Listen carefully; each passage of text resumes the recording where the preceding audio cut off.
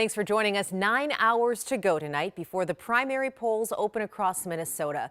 And people across the country are watching some of the races right here. They could shape the halls of Congress. That includes the race to see which Republican will be on the ballot in November to represent Western Minnesota.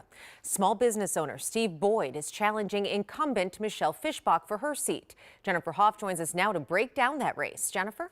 Lauren, rarely does a newcomer like Boyd with no political experience stand a chance against an incumbent, especially one like Fischbach, one of the state's most conservative Republicans. But some voters say they are ready for somebody new, and some experts say don't count Boyd out just yet.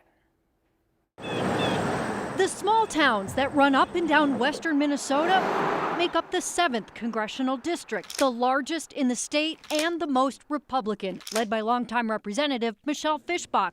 But some voters think that's part of the problem. One challenger, Steve Boyd, says he can fix. I feel a duty to step in and bring a different perspective rather than just continuing to play the same games and go with the status quo politics. The small business owner says his priorities are his faith and being a father, logging some 50,000 miles, attending 150 events, garnering so much attention, Fischbach even failed to secure the state party's endorsement this spring. My approach is more principle over party, over political career, standing on the principles that we say we believe in. The sudden attention has political experts calling the race unexpected. The odds are that she'll win.